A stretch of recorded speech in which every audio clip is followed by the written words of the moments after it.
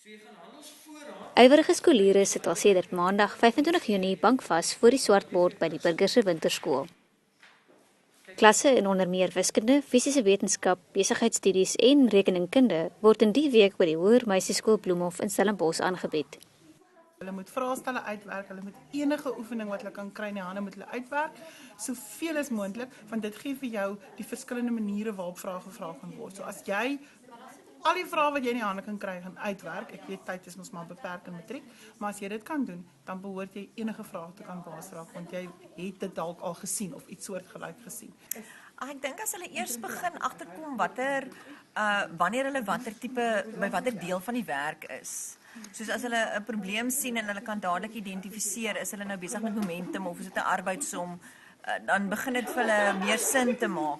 So, want in die skool doen 'n mens mos nou een onderwerp en dan gaan jy aan na die volgende onderwerp, maar as jy in die vraestel kom, dan is alles deurmekaar.